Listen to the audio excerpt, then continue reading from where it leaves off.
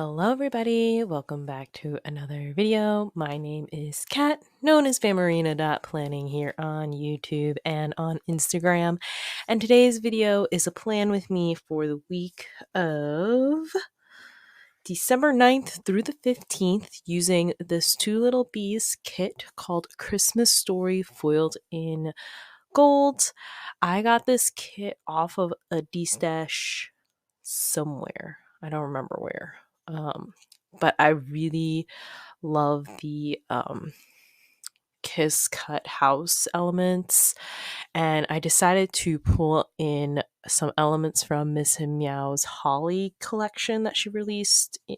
Well, I was going to say this year, but it was in 2024. And I grabbed all three of these ink swatches just to see what the vibes would be. And I also made use of the two Christmas themed foiled samplers from Dash of Sun.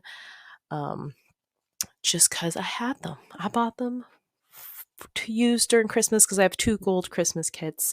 So I figured, why not use them? Long story short. So let's start with the date cover. Well, actually, it's the month script specifically. So I knew from the Miss and Meow decorative elements, I wanted to use the Polaroid, not the Polaroid, the Spotify looking thing. I don't really know what she calls it, what in her head what she calls it, because it's part of the layering page. It's part of the layering page. But I knew I wanted to pull this up into the date cover to do something fun and different. I did think. Actually, no, I knew for my, I'm remembering the process here. I knew for my sidebar that I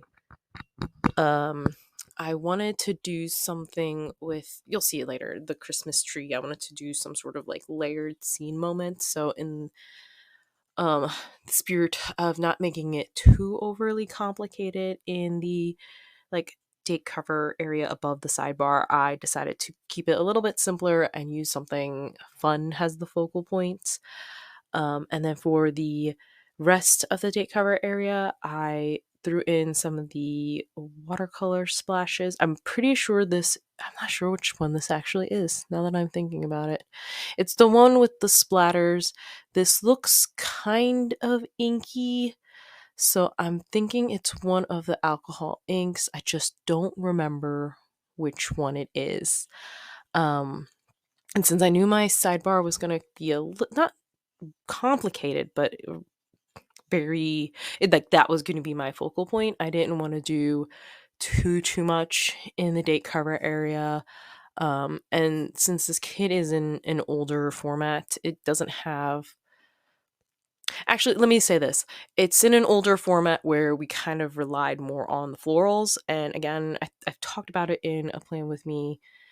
It was the Hello Kitty paper one, where I'm not, florals just aren't the thing I pull for. It's, not an element I rely on to fill up the space. So my brain, it's hard for me to, put it down and think it looks good. I always feel like I need to put more, right? I don't know if this is making a lot of sense.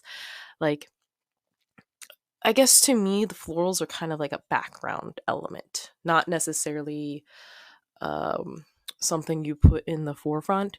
So if I'm using primarily florals as my decorative element, I feel like I need to keep going. I need to add more. Which is kind of hard with these older kits that have a bunch of the same deco elements in different sizes, because I don't want to reuse the same deco too much, especially if it's already in the full boxes. So it's kind of hard going back to these older formats after the format I'm used to now. Those date numbers came from Sticker Guru. I'm pretty sure I got them in a grab bag. And they're just fun little Christmas trees. I wanted to do something fun. And I know they're the clear paper, not the matte paper, but it's fine. We use our stash, right? Make use of the stickers that we have. In the bottom washi area, I debated on which of the houses I was going to pull in. Did I want to use these houses that are foiled, or did I want to use the plain houses? The magpie in me said cat used the foiled houses. And in order to provide a sort of interesting backdrop, I pulled in the washi length foiled snowflake washi. um, I say washi length because she also had header size ones from Dash of Sun, just to cover up that bottom column, like the bottom of the column, and again provide some sparkle in the background. And here's me pulling the elements apart for my sidebar. I knew I wanted to use the tree, I wanted to use the girl, and I was trying to figure out which of the windows I wanted to use. Did I want to use the bigger square one or the smaller like arch one? And I ultimately decided on the bigger square one. I'm gonna be sorry. It's been a while since I'd filmed when I was starting to work on this. I will realize in like a second. There we go. That I was off camera. But I was trying to figure out what the orientation was, which way I wanted this to be. And since the girl was facing away and looking to the left, um, it made more sense to give her something to look at, as in she was looking at the tree rather than having it the other way, where the tree was to her right, and then have her looking off in the distance. It didn't make sense as a story, to have it in that orientation. Theoretically, I could have just had her looking out the window, but I think to give her the tree to look at made a lot more sense. I'm not sure if the scale of the window to the tree makes sense, but it's down. It's fine. um, it's one of those things kind of in retrospect, you're like, that window might be too big for this, but it's okay. It could be a big window very far away or very close up, or it's a tiny tree. You know what I mean? It could be any one of those things. It doesn't have to make 100% sense. Then above this little kind of scene moment, I didn't really know what to do. So I just pulled in, like made a little micro scene up at the top. I think it works. I think it probably would have been better if I pulled down that Spotify element down more into that area. And then just filled the top up with, the decorator area with something else. But what's done is done, and I think it looks fine. It's not like my most cohesive sidebar, but I like this sidebar. And I don't know why, but I decided to go ahead and keep this whole thing within the limits of at least this bottom area, because I don't think I cut the top, but I wanted to keep it within the confines of the sidebar. I think I thought about like possibly lining it with like foil, but I didn't do that.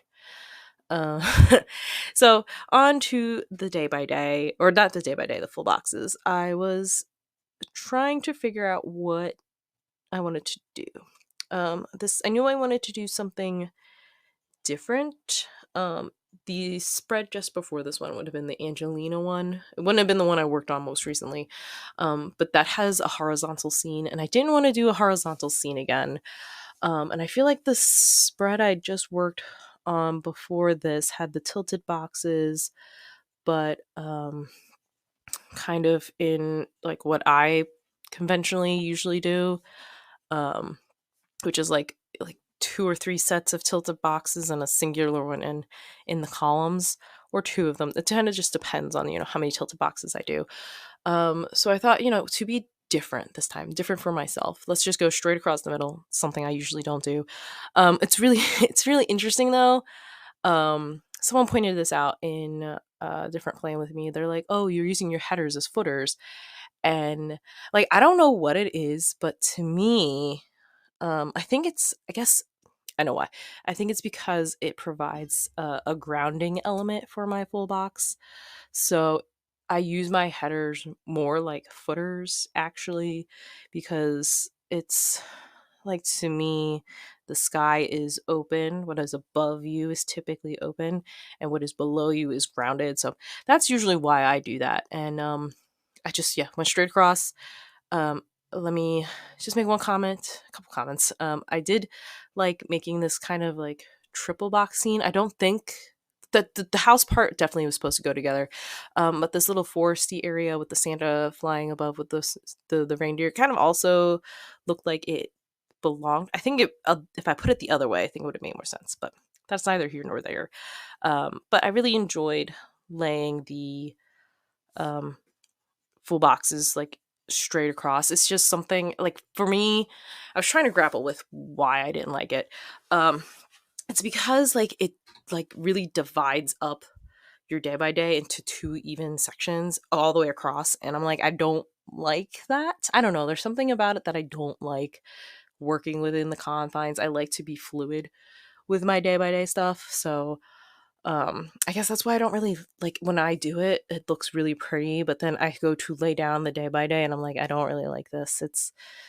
It's too like in line, which I guess is the point, but I guess I don't like my day by day to be like that. But that's a whole different conversation. Let's go on to the day by day now.